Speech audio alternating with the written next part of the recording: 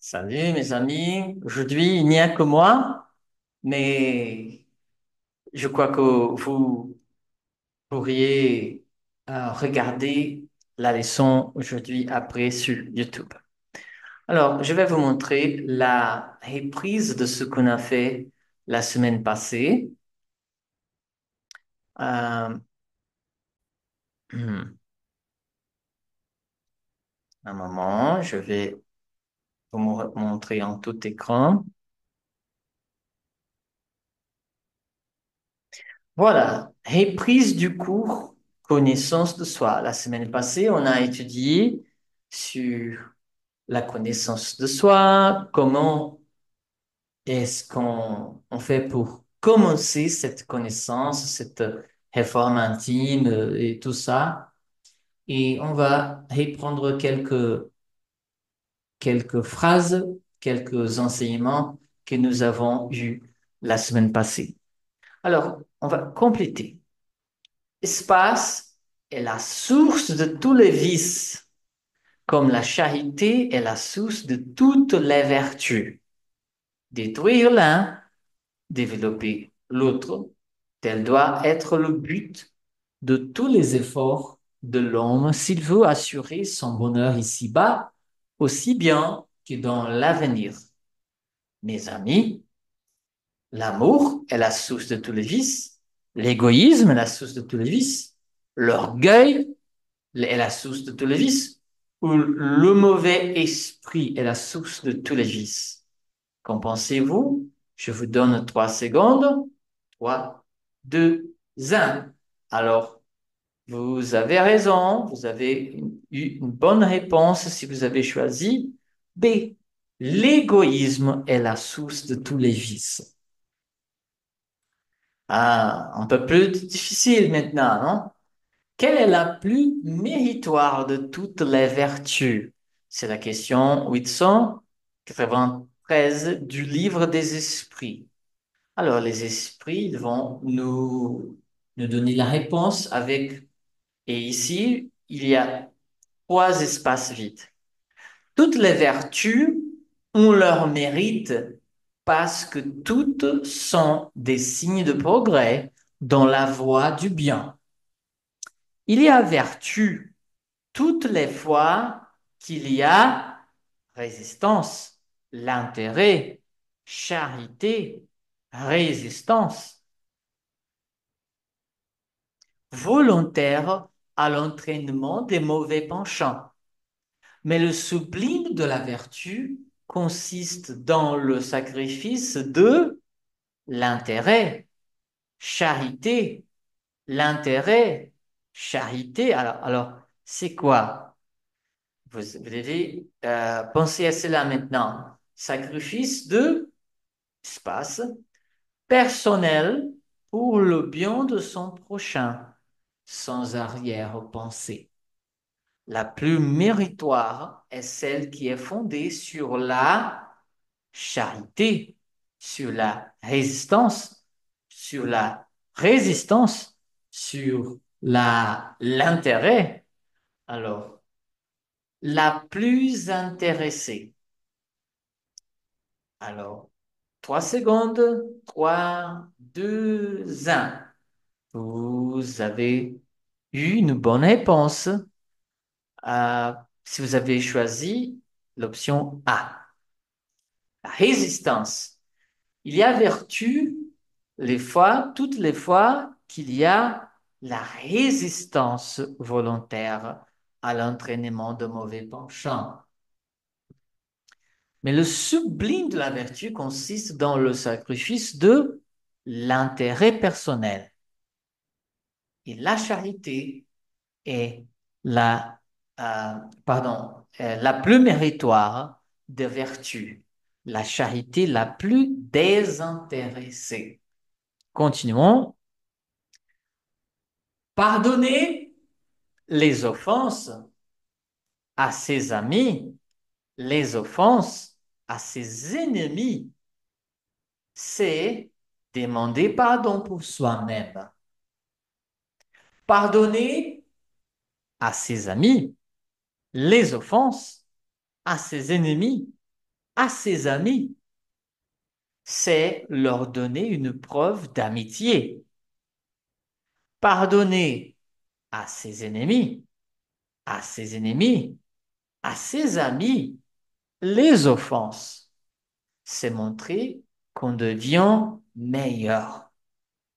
C'est un extrait de l'Évangile selon le Spiritisme dans le chapitre 10, le point 15. 3, 2, 1. Alors, vous avez raison, vous avez eu une bonne réponse. Si vous avez choisi l'option D, pardonner à ses ennemis, c'est demander pardon pour soi-même. Pardonner à ses amis, c'est leur donner une preuve d'amitié. Pardonner les offenses, c'est montrer qu'on devient meilleur. Merci, c'était la reprise de notre dernière leçon à connaissance de soi. Aujourd'hui, mes amis, nous allons parler de la famille. Qu'est-ce que la famille? Comment est-ce que la famille est comprise dans le spiritisme? Et qu'est-ce que les esprits, ils ont à nous enseigner par rapport aux familles? Alors, je vais afficher les diapos. Un moment.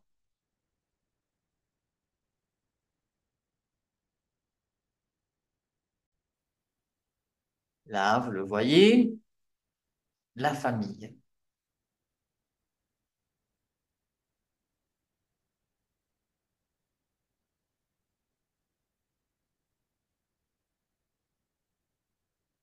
La famille. De toutes les associations existant sur Terre, à l'exception naturellement de l'humanité, aucune n'est peut-être plus importante dans sa fonction éducative et génératrice. La constitution de la famille. C'est dans le livre Vida et sexe en portugais et nous n'avons pas traduit parce que peut-être ils vont changer le titre, mais en français, ça veut dire vie et sexe, où nous trouvons cette information de l'esprit Emmanuel par le médium Francisco Cândido Xavier. Euh, alors, l'importance de la famille est toujours celle de l'éducation. Nous apprenons à être véritablement humains au sein de la famille. C'est une fonction éducative. Parce que la vie même a une fonction éducative.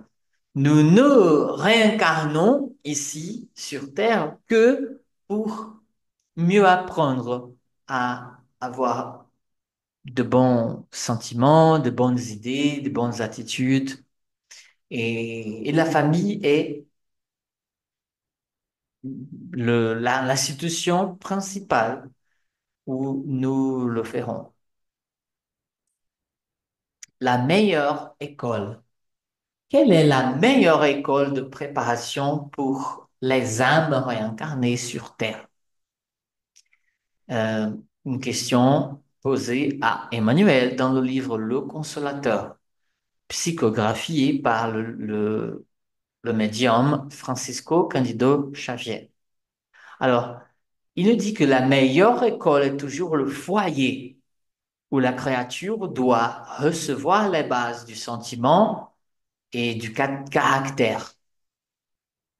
Dans sa tâche de christianisation grandiose, ceci est la profonde finalité du spiritisme évangélique, afin d'illuminer la conscience de la créature pour que le foyer se refasse et qu'un nouveau cycle de progrès spirituel se manifeste parmi les hommes dans les foyers chrétiens pour la nouvelle ère de l'humanité. Alors, ici, nous trouvons une, une information très importante.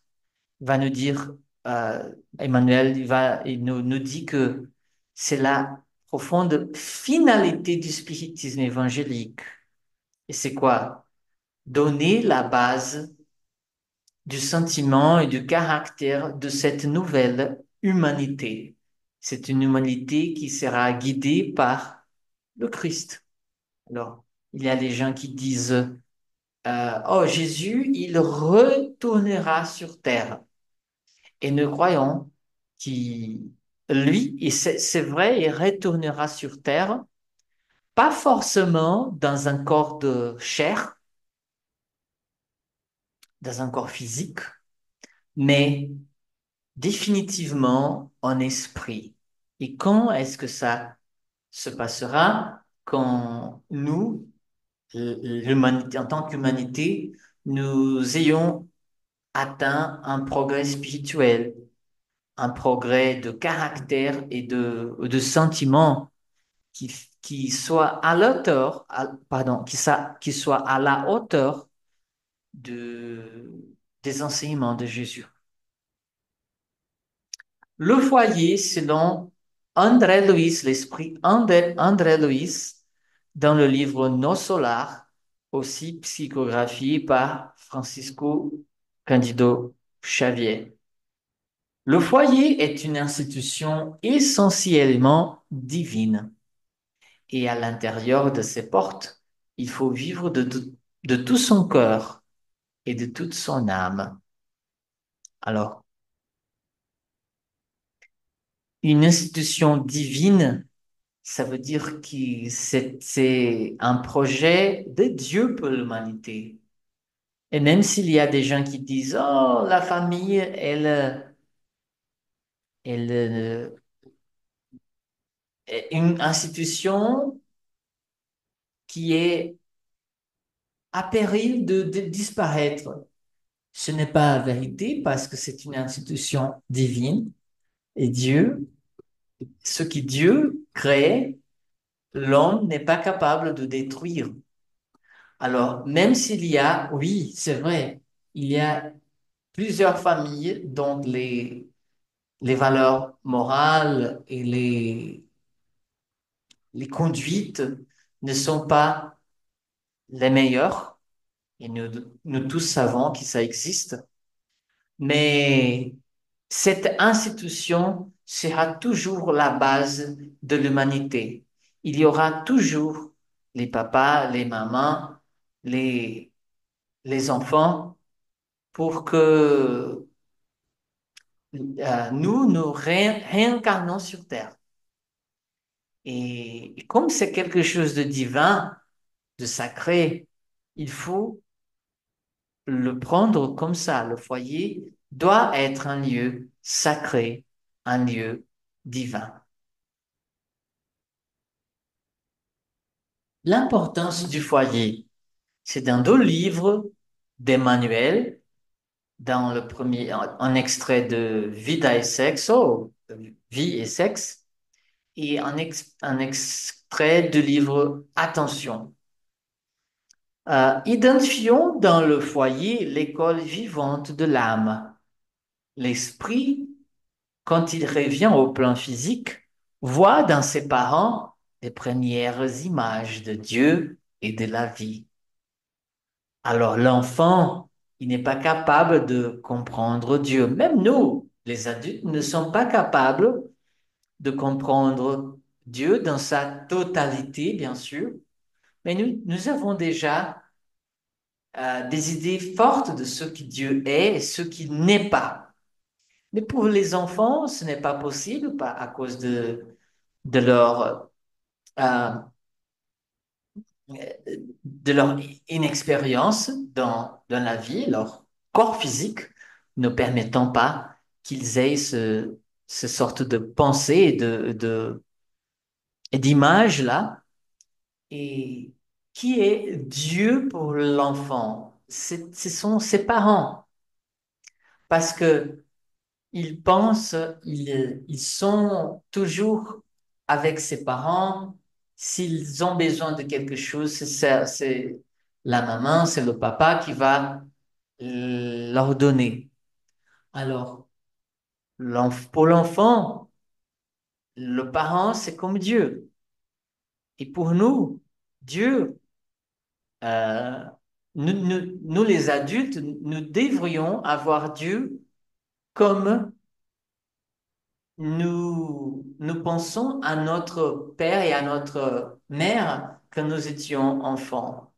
Alors, nous avons besoin de Dieu pour vivre comme nous avons eu besoin de notre maman, notre papa lorsque nous étions enfants. Le deuxième extrait, le foyer est le centre de nos activités dans le monde. En fait, la Terre est notre résidence temporaire dans la vie et l'humanité est notre véritable équipe familiale. C'est important. Maintenant, la doctrine spirite, le spiritisme, nous élargit la, la compréhension de ce qui est une famille parce que il y a des gens qui ne vivent que pour leur famille. Alors, ils travaillent plusieurs dizaines d'heures par semaine pour nourrir ou pour acheter des choses pour leur famille, mais qui ne sont pas en contact avec leur famille humaine. Alors, il ne s'occupe aucunement de ce qui n'est pas dans son propre foyer, dans sa propre maison. C'est une erreur parce que l'humanité est notre véritable équipe familiale. Alors, il faut aller et s'occuper de cette famille aussi. Bien sûr que chacun de nous a ses activités, euh, son conjoint, ses enfants et la maison à, à garder et à surveiller. Tout ça, c'est bon, c'est important, mais il ne faut pas utiliser cela comme une excuse pour ne pas aider notre famille au dehors de notre foyer. Le rôle de la famille, c'est dans le livre Vie et sexe, encore une fois, fonction éducative régénératrice, première. C'est de là, c'est de la famille qui vient le foyer, garantissant les fondations de la civilisation. Toutes les civilisations ont été basées sur le foyer, sur la famille. Dans toutes les époques de l'humanité, il y avait des familles comme les cellules primordiales les plus importantes, centrales de la société, de la civilisation. Le principe de la réincarnation y est appliqué, aussi bien que l'exécution des programmes d'action du monde spirituel. Alors, avant d'incarner, nous avons tous les programmes d'action à mener en exécution pendant notre vie physique et, pardon, et c'est dans la famille que nous allons exécuter ce, ce projet le plus important. Alors, même si nous avons des, des tâches établies au niveau de notre profession, au niveau de notre éducation formelle à l'académie, à l'université, tout ça, ça, c'est moins important que le rôle que nous avons dans notre foyer. Nous sommes réincarnés, surtout pour être meilleurs enfants, meilleurs frères et sœurs, meilleurs euh, parents, meilleurs euh, euh, amis de ceux qui sont à notre côté, même si ils ne sont pas dans un lien de sang, mais ils seront dans un lien spirituel. Exercice de la paternité et de la maternité, c'est le rôle de la famille, c'est évident. Euh, notre amélioration, parce que nous sommes nés pour nous améliorer, même si nous sommes nés dans une famille qui est peut-être sans des bases morales fermes, même là, Dieu nous donne l'opportunité de nous améliorer. Peut-être on va penser, ah, la maman et le papa, ils sont des criminels. Alors, ce n'est pas juste avec cet enfant d'être né dans un tel foyer. Mais non, même si cet esprit-là, il aura plus de chances, plus d'occasions de pratiquer le crime que quelqu'un qui n'est pas né dans un tel foyer. Mais même là, il aura l'occasion de résister au mal et euh, de poursuivre un autre chemin, un chemin digne, euh, et il aura tant plus de mérite s'il le fait, parce qu'il aura su résister à ces mauvais exemples. Éducation d'un monde meilleur. Alors, le monde ne va devenir meilleur que quand les familles soient plus plus saine du point de vue de l'éducation, de l'amour, de la fraternité que nous devons avoir au sein de nos familles. Formation de la famille. Avant d'être né, avant d'être incarné, euh, nous faisons le projet de notre réincarnation. Vous savez que le plus important, c'est je serai l'enfant de quelqu'un et je serai le parent de quelqu'un. Alors, ces informations, elles sont projetées, sont prévues avant notre naissance, avant la réincarnation. Le corps. La parenté corporelle et spirituelle. Le corps possède du corps. Alors, mon papa, il a donné sa cellule, ma maman, une autre cellule. Ils ont fourni cette cellule et mon corps a été créé et développé. Mais moi-même, mon origine, c'est Dieu. Alors, c'est un, un travail en équipe. Il y a Dieu qui nous a créés, il a créé les esprits, dont moi-même, mais le papa et la maman, ils vont produire le corps physique. Et c'est une bénédiction d'avoir un corps. L'esprit existait déjà avant la formation du corps, parce que nous avons déjà eu plusieurs incarnations dans des corps physiques différents, dans lesquels nous avons pu apprendre quelque chose, euh, faire de bonnes actions, peut-être faire des torts, mais tout ça fait partie des expériences que nous avons eues et qui sont la base de ce que nous sommes aujourd'hui. Par exemple, si j'ai une telle facilité, une telle euh, talent inné et que je n'ai pas eu l'occasion de travailler dans cette incarnation, ça veut dire que dans une incarnation antérieure, j'ai eu l'occasion de le pratiquer. C'est pour ça que je suis né avec ce talent, avec cette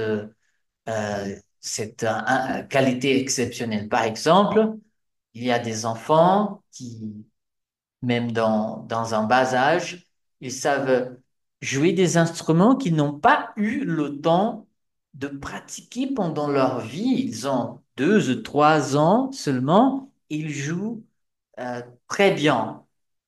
Pourquoi ça se passe? Parce qu'ils ont dépensé plusieurs années dans des incarnations, peut-être plusieurs incarnations, en se consacrant à jouer des instruments. Alors, ils sont nés avec ces talents innés, cette facilité. Il se peut qu'il s'agisse d'esprits étrangers les uns aux autres. Ah, pardon. La famille est formée le plus souvent par des esprits sympathiques. Alors, ce sont les esprits qui se connaissent déjà. Peut-être ils ont été des amis, des parents, des enfants dans une autre incarnation et ils reviennent dans une même famille. Il peut se passer que dans cette incarnation, moi j'ai une épouse, mais elle est ma femme aujourd'hui, mais dans une incarnation précédente, elle a été ma fille ou peut-être ma mère. Cela dépend de l'organisation que nous faisons avant d'être nés. Et, et bien sûr, il y a toujours une raison. Supposons que moi, j'aime ma femme d'une manière pas équilibrée, alors je la fais souffrir à cause de ce déséquilibre, à cause de cette passion, de cet amour euh, peut-être malade.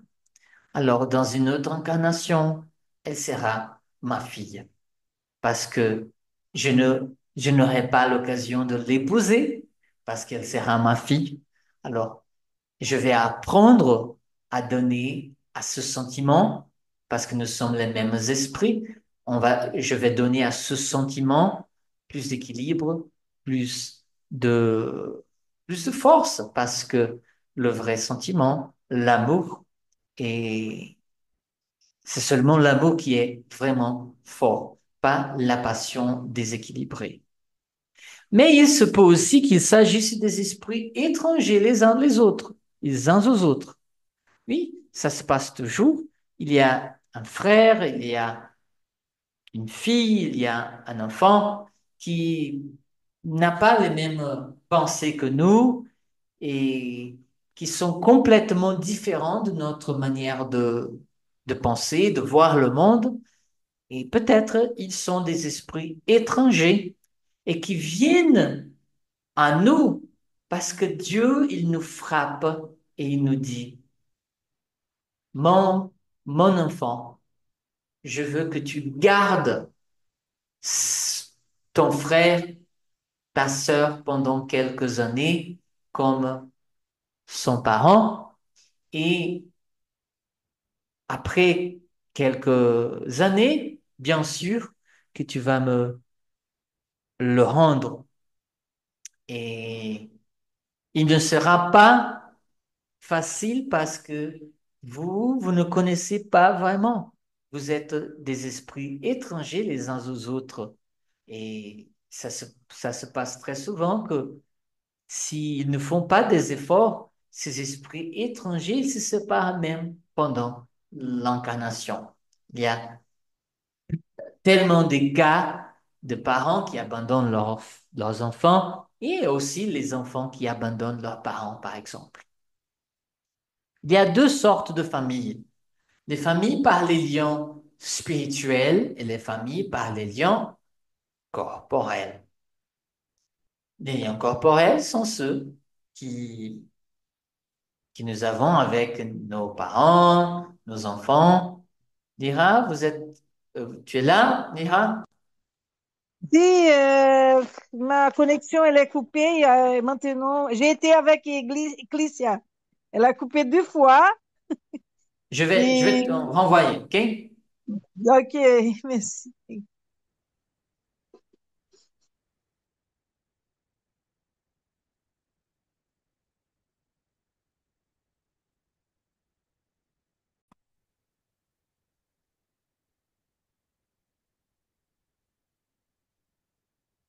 Il y a aussi les familles par les liens spirituels. Ce sont les amis, les, les compagnons de travail, les compagnons du centre spirit, les gens sont toujours à nos côtés, que nous voyons pratiquement tous les jours, qui travaillent avec nous et qui ont cette affinité de pensée, de sentiments avec nous. Alors, c'est notre famille spirituelle. Les familles par les liens spirituels sont durables et se perpétuent à travers les réincarnations. Alors, si notre fonction aussi, c'est de faire que la famille corporelle, notre famille physique, euh, soit aussi notre famille spirituelle.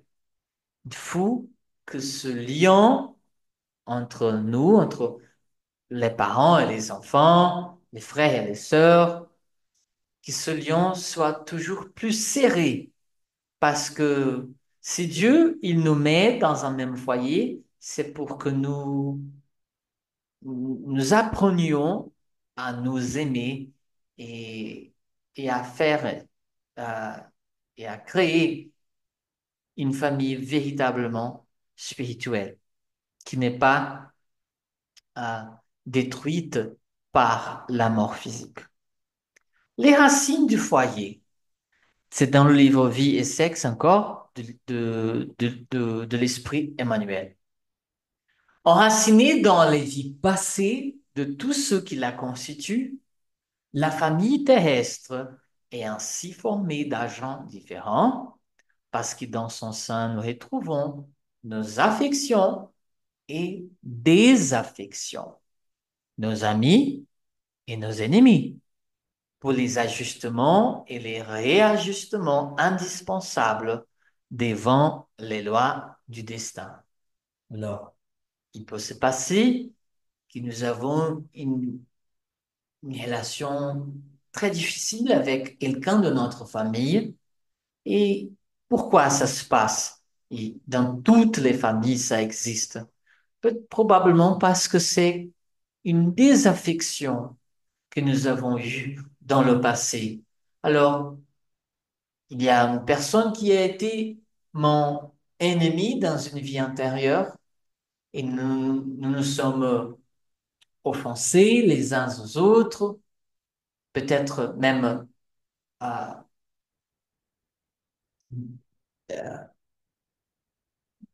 tués l'un à l'autre. Alors, nous revenons sur Terre pour apprendre à nous aimer. Et c'est pour ça qu'il y a toujours un sentiment que nous ne savons pas expliquer entre deux personnes d'une famille, mais peut-être ils se haïssent, ils ne se tolèrent pas, mais leur, leur tâche dans cette vie, c'est d'apprendre à se tolérer maintenant pour que dans l'avenir, ils puissent s'aimer un jour. Alors, on ne commence pas l'amour d'un ennemi euh, facilement. Non, c'est difficile. Il y aura vraiment de l'intolérance. Il y aura peut-être des colères l'un contre l'autre. Mais il faut qu'on fasse, qu'on qu'on efface ce sentiment-là et qu'on transforme ce sentiment-là. Avant le berceau, Avant le berceau, presque toujours, l'âme humaine, pleinement éveillée, connaît une grande partie des dettes qui incitent son cœur à se refondre dans les forces du plan physique.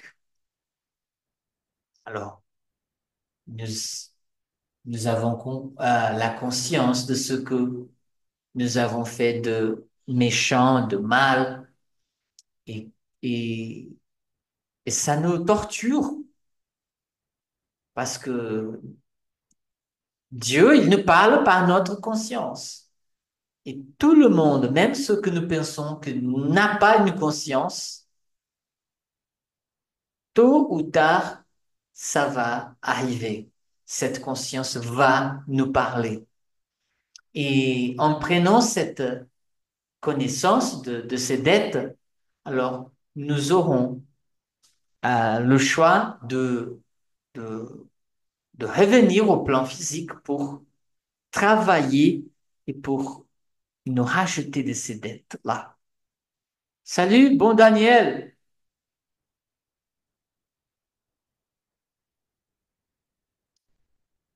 Tu m'entends, bon Daniel? Je ne t'entends pas. Je crois que ton microphone est fermé.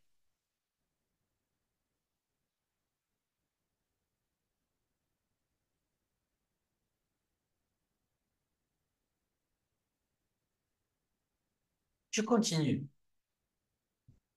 Chers parents, gardez avec vous devant le berceau terrestre la prière et la tendresse, la charité et la paix.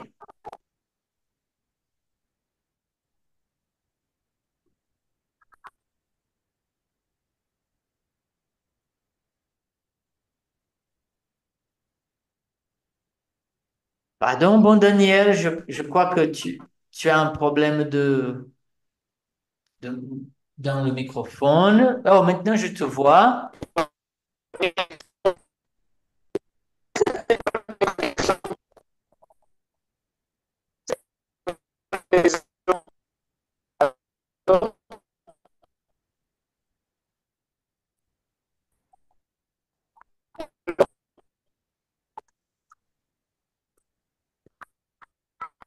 Ça coupe toujours, bon Daniel.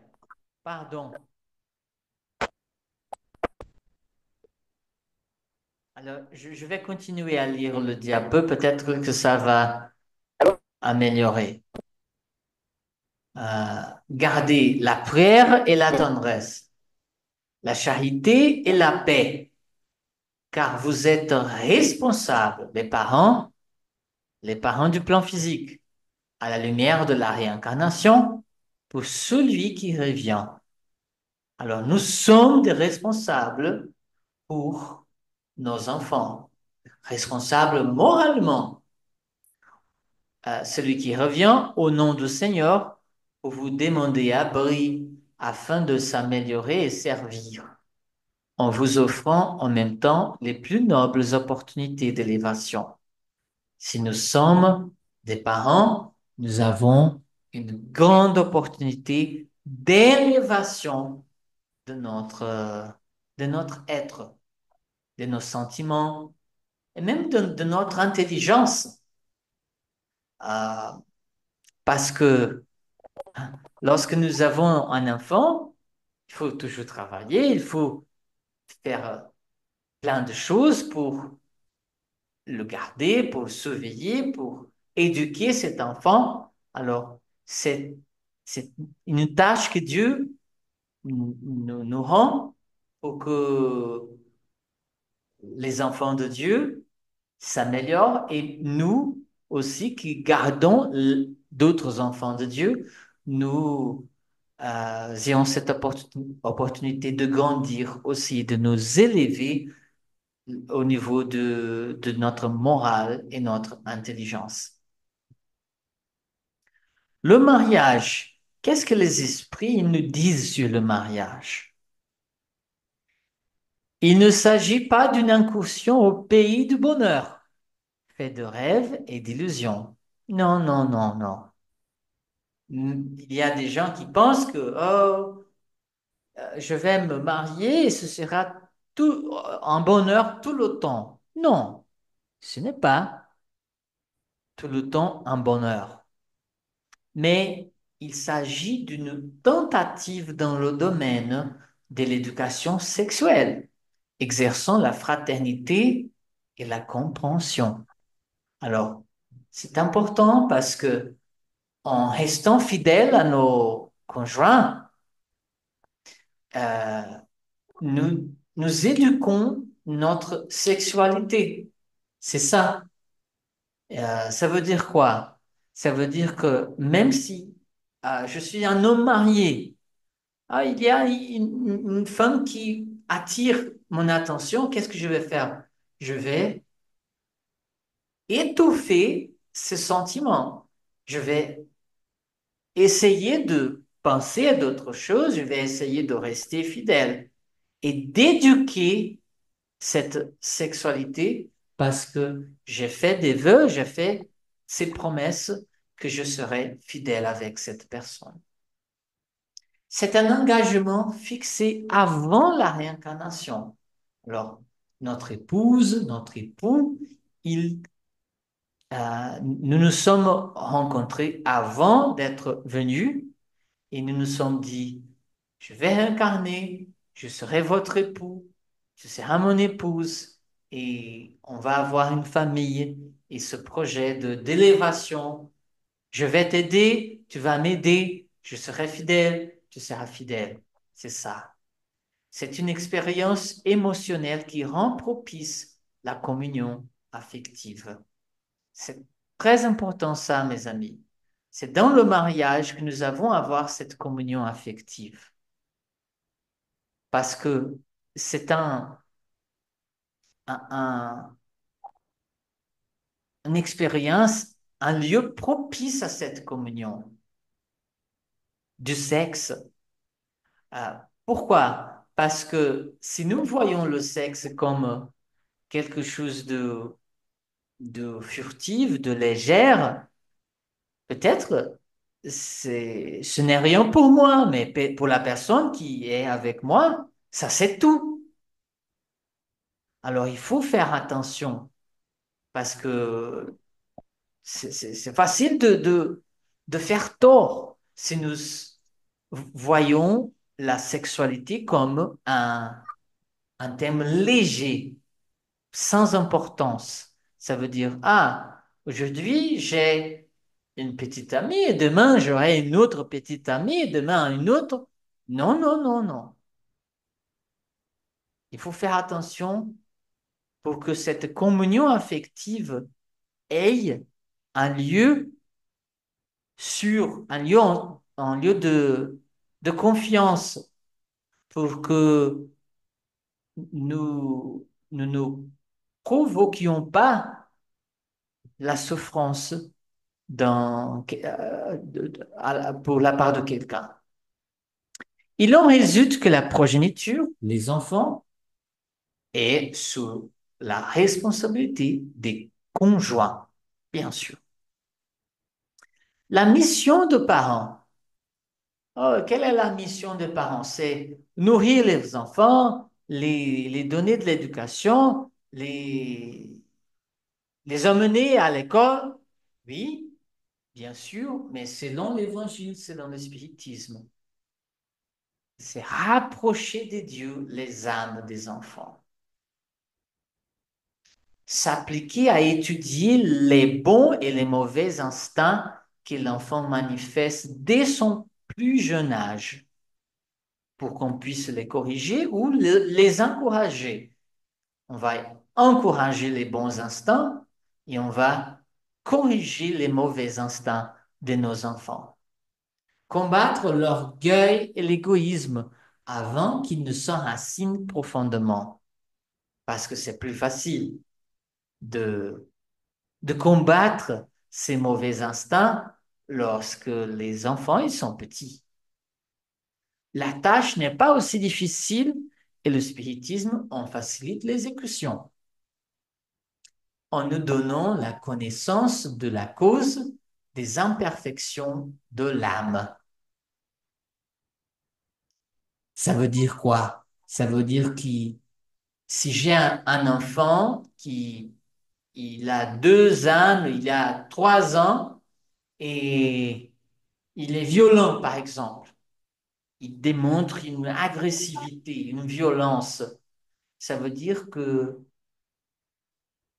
dans une incarnation précédente, il avait cette imperfection, cette violence, cette agressivité, et maintenant il est né dans mon foyer pour que je puisse euh, étudier ces mauvais penchants et les éduquer.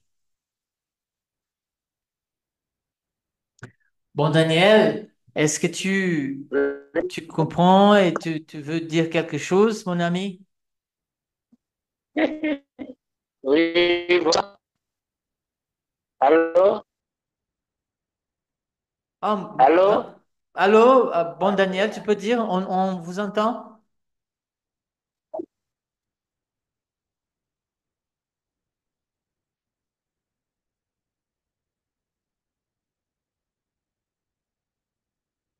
Allô, vous m'écoutez? Allô? Allô?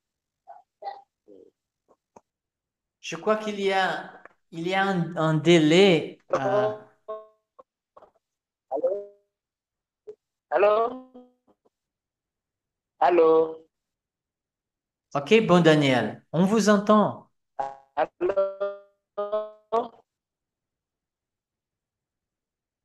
Ah, oui. Oui, à propos du mariage. Parce que, allô, vous m'écoutez? Oui, Allô? oui, Allô? Allô? Oui. J'ai, oui, j'ai une question à propos du mariage. Parce que le plus souvent, le mariage, c'est un sacrement. Mais le plus souvent, nous le prenons à la légère. C'est-à-dire, nous rencontrons des femmes, des filles, passion, on les prend, on dit, ah, c'est ma femme, ah, il faut qu'elle soit ma femme, il faut qu'elle devienne ma femme. Bon, à la longue, on constate que nous nous sommes trompés. Ou bien on constate des situations qui nous amènent à la séparation, alors que le mariage ne devait pas être, ne devait pas rencontrer de telles difficultés. Le mariage, pour moi, il doit être, en fait, c'est un sacrement qui doit exister juste dans la vie.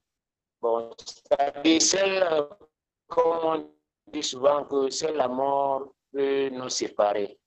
Bon, mais c'est tout simplement, bon, je me dis que nous, nous, selon des mariages, selon nos sentiments matériels, selon nos désirs euh,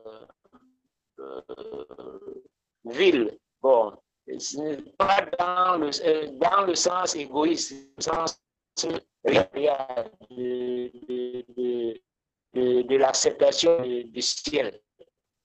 Donc, c'est un peu mon apport que j'ai pour le mariage. Parce que quand on avait su, le mariage n'est pas seulement le miel, le mariage n'est pas mais en réalité, le mariage doit être le bonheur.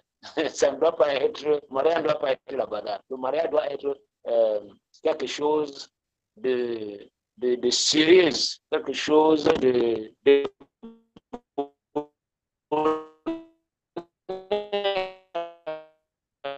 oui, c'est dans le sens égoïste. On a pris ça à la légère, on n'a pas pris ça comme un sacrement qui vient de Dieu. oui, oui, oui, oui. Merci beaucoup, Daniel. Je crois que ça coupe un peu, mais nous avons pu comprendre ton message, que tu penses que le mariage doit être quelque chose de sacré et un engagement sérieux. Même s'il y a, nous avons aujourd'hui le divorce et nous comprenons les gens qui doivent choisir cette ressource-là, euh, cette, oui, cette ressource dans la loi, mais nous devons l'éviter et ne pas l'utiliser sans réfléchir. Emmanuel, cet esprit, il nous dit que il faut faire des efforts pour tenir le mariage. Euh, Parce que c'est difficile. Ce n'est pas une incursion au pays des merveilles et du bonheur. Non, il y a des défis. Mais si, s'il y a le risque de mort, de suicide, par exemple, si les choses ils prennent cette, euh, cette gravité, alors on pourrait utiliser le, le, le chemin du divorce pour que le mal soit moins grand. Et ça, Fini. c'est, oui, oui, oui. Ça, et on comprend cela. Il y a des femmes qui se divorcient de leur mari parce que ce sont des maris violents ou, on les comprend parfaitement. Il y a les maris aussi qui souffrent de avec leur épouse parce qu'elles ne sont pas euh, peut-être elles ne sont pas fidèles. Alors, je crois que si vous n'avez pas l'occasion de pardonner une infidélité, si vous n'avez pas les forces pour le faire, alors on pourrait, oui, utiliser cette ressource-là. Princesse Musumari, je ne te voyais pas. Est-ce que tu as vu notre dernière diapo? Est-ce que tu veux dire quelque chose, Musumari? Bonsoir Flavio, j'ai vu le dernier diapo, mais je me suis connectée un peu en retard. Est-ce Hmm. que vous avez changé les horloges récemment? Bon, ici, il y a un problème de décalage horaire, hein. L'air bouge un peu, on ne sait pas. Par D'accord. rapport au Congo et à d'autres pays, Mhm. D'accord. à quel moment c'est... Je vais Très vérifier pour souvent, la semaine prochaine Hmm. quel est le fuseau horaire du Hmm. Congo, du Sénégal et tout ça. Merci beaucoup. Très souvent, c'est le président Kwasi qui me dit, ah, madame, il est l'heure. Mais comme aujourd'hui aussi, je ne l'ai pas vu, je viens de l'écrire, il me dirait qu'il ne se sent pas bien. Oui, et il nous manque. Vraiment. Alors, mission des parents,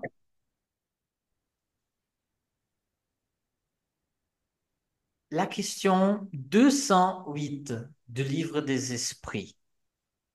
L'esprit des parents est-il sans influence sur celui de l'enfant après sa naissance?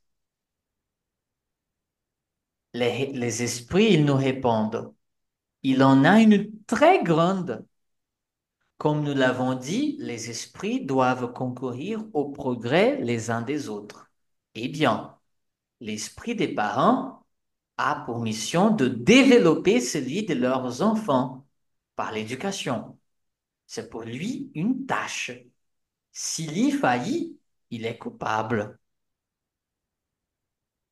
Donc, nous avons, moi je suis le parent, le père de trois enfants. Je crois que Daniel aussi, Marie, je crois que vous avez des enfants aussi, vous et monsieur,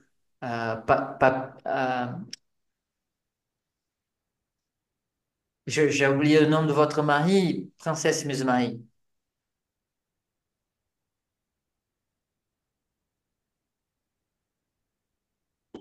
Oui, oui, nous avons deux enfants avec nous. Oui. Deux enfants. OK. Alors, c'est notre tâche. C'est une tâche que Dieu euh, nous donne et il fait confiance à nous qu'on va aider à ces esprits qui sont ses enfants, les enfants de Dieu, à mieux développer au niveau moral et intellectuel. L'évangélisation des enfants, les cours d'évangile pour les enfants. Dans sa première phase, la période infantile est la plus importante pour toutes les bases éducatives. Et les parents spirites chrétiens ne peuvent oublier leur devoir à l'égard de leurs enfants quant aux grandes révélations de la vie. Alors, il faut, il faut enseigner les enfants les enseignements de Jésus et que la doctrine spirite nous donne aussi. Les parents spirites peuvent et doivent inscrire leurs enfants dans des écoles de morale spirite chrétienne, de sorte que les compagnons nouvellement incarnés puissent commencer en toute sécurité leur nouvelle expérience terrestre. Le premier extrait, c'est du livre Le Consolateur, l'Esprit Emmanuel, et le médium Francisco Xavier. Le deuxième extrait, ça vient du livre Conduta Spirita ou Conduite Spirit, l'auteur spirituel André Luis, et le médium Valdo Vieira. Alors, mes amis, il ne faut pas dire, ah, quand mon enfant, il sera grand, il sera adolescent, alors je vais l'emmener à l'église ou, dans notre cas, au centre spirit. Non, non, non. Il faut les amener au centre spirit, à l'école d'évangélisation pour les enfants depuis leur naissance. La responsabilité des enfants. Alors, nous avons des responsabilités aussi en tant qu'enfants. Honorer son père et sa mère, ce n'est pas seulement les respecter, c'est aussi les assister dans le besoin. C'est leur procurer le repos sur leurs vieux jours. C'est les entourer de sollicitude comme ils l'ont fait pour nous dans notre enfance. C'est surtout envers les parents sans ressources que se montre la véritable piété filiale. C'est une phrase de l'Évangile selon le spiritisme et dans le chapitre 14. Alors, nous voyons dans ma ville, par exemple, il y a les maisons de retraite où il y a plein de, de personnes âgées qui ont une famille qui pourrait les garder.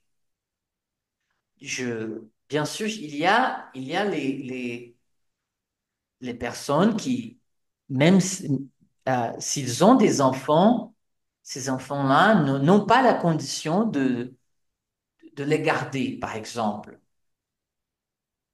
par des circonstances différentes. Et dans ce cas-là, oui, ces maisons de retraite où les gens âgés, ils restent, elles ont leur fonction. Mais si nous avons l'occasion, si nous sommes forts pour travailler, il faut avoir cette sollicitude pour nos parents, notre mère, notre père, sans les juger, hein? Sans les juger. Parce qu'il y a des gens qui disent, ah, mon papa, ma maman, ils n'ont pas été de bons parents, alors je vais les abandonner pour toujours. C'est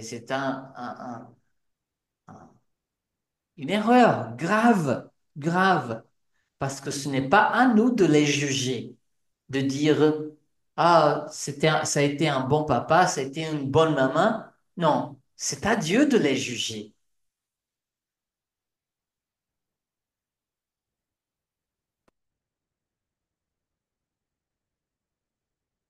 Alors, je continue. Si vous voulez euh, dire quelque chose, mes amis, bon Daniel et Monsieur Marie, vous pouvez tout simplement ouvrir le microphone ou euh, lever la main. Je crois qu'il y a un petit icône qu'il faut appuyer pour lever la main et essayer de parler. Des problèmes à la maison,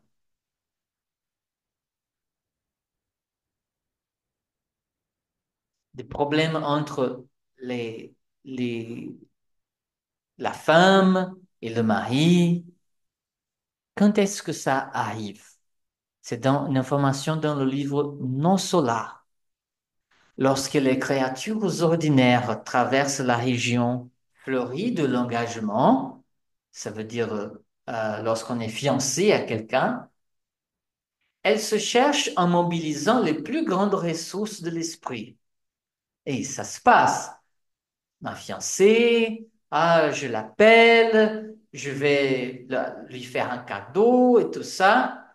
Et ça se passe normalement. Le sujet le plus trivial prend un charme singulier dans les échanges les plus futiles, parce que nous aimons parler à cette personne. Mais dès qu'ils reçoivent la bénédiction nuptiale, la majorité des couples traversent les voiles du désir et tombent dans les bras des vieux monstres qui tyrannisent les cœurs. Il n'y a pas de concession réciproque, il n'y a aucune tolérance et parfois même pas la fraternité. Et la beauté lumineuse de l'amour s'éteint quand les conjoints perdent leur camaraderie et le goût de la conversation. Il faut faire des efforts pour tenir le goût de la conversation avec notre épouse, avec notre époux, parce que c'est la conversation qui va nous donner l'amitié nécessaire pour que cet amour continue. Même s'il n'y a pas de, des rapports sexuels, parce qu'il y aura un moment où nos corps ne seront plus propices pour les rapports sexuels. Mais s'il y aura le goût de la conversation, la fraternité, la tolérance, alors il y aura la lumière de l'amour. Dès lors, les plus polis se respectent mutuellement lorsqu'il n'y a pas cette camaraderie. Les plus grossiers ont du mal à se supporter. Peu importe à quel point les corps s'unissent, les esprits vivent séparés, opérant dans des directions opposées. Alors, il faut, il ne faut pas unir seulement le corps, mais aussi l'esprit. Et comment les esprits s'unissent? Par la conversation, par l'amitié, par la fraternité.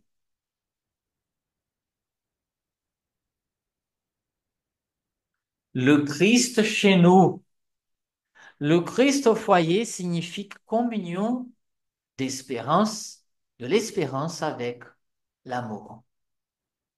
Sa présence produit la paix et éveille le besoin d'aide. Avec Jésus dans le foyer, la clarté s'installe pour l'avenir.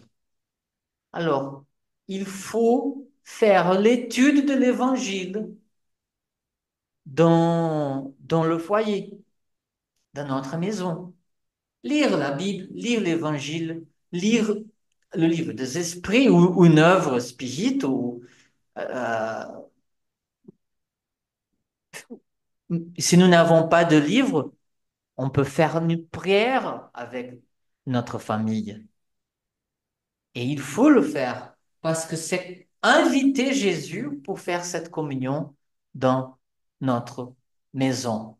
Ici, nous avons cette photo, il y a la maman, le papa, il y a les enfants et Jésus est là parce que Jésus, il n'est qu'un, mais il peut être dans plusieurs lieux en même temps parce que ce n'est pas un corps. Jésus est un esprit. À mon avis, le mot résume nos devoirs envers la famille parce que, je veux vous entendre, mes amis, à mon avis, le mot résume nos devoirs envers la famille parce que, je vais commencer. À mon avis, le mot fraternité résume nos devoirs envers la famille parce que Sans la fraternité, même si nous avons des conjoints, des enfants, des parents, nous ne serons pas liés spirituellement. Princesse Musemarie, est-ce que tu peux compléter cette phrase, s'il te plaît?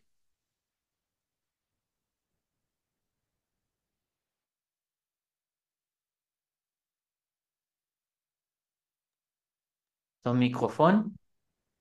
Euh, Oui, excusez-moi. À mon avis, le mot fraternité résume nos devoirs envers la famille parce que l'amour prime.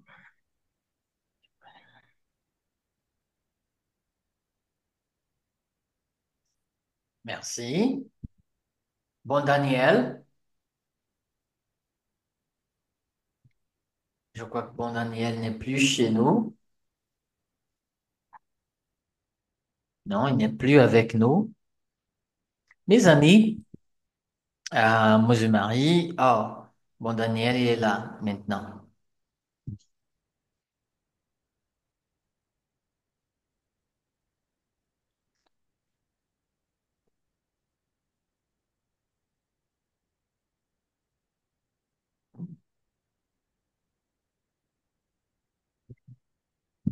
Bon Daniel, je ne sais pas si tu peux voir cette phrase, mais à mon avis, à ton avis, quel mot résume nos devoirs envers la famille et pourquoi?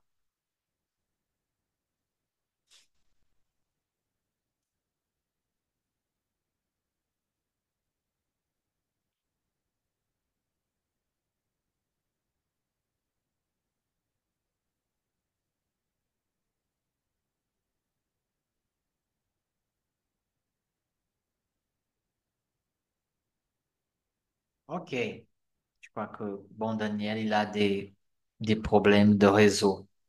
Mes amis, c'est ça, la leçon 11, la famille, que nous devons, que nous venons d'étudier. Alors, moi, je voudrais, avant que nous terminons, je vais lire une phrase euh, que j'aime beaucoup. La tâche d'être parent n'est pas aussi difficile et le spiritisme en facilite l'exécution en nous donnant la connaissance de la cause des imperfections de l'âme. Alors, avec le spiritisme, nous savons qu'il y a une raison pour que je sois le parent de quelqu'un, pour que je sois l'enfant de quelqu'un d'autre.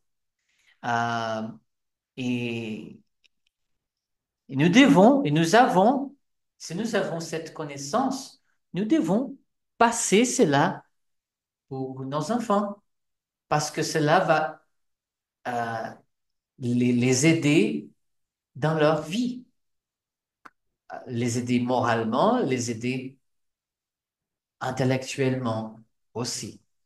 Alors, il faut lire des œuvres spirites, lire l'évangile avec nos enfants, parce que c'est Dieu qui nous donne cette tâche. Il faut qu'on la fasse de manière excellente. Nous connaissons par exemple des familles où il y a les enfants, ils connaissent tous les personnages des films, mais ils ne connaissent pas Jésus. Ils connaissent tous les, les- les mots que les héros de la télévision, ils utilisent, mais ils ne connaissent pas les enseignements de Jésus. Aucun enseignement de Jésus. Alors, c'est faute de l'étude de l'évangile au foyer. C'est faute des parents qui ils ont cette responsabilité, mais ils ne la pratiquent pas. ne les mettent pas en exécution. Alors, je vais fermer les différentes salles d'études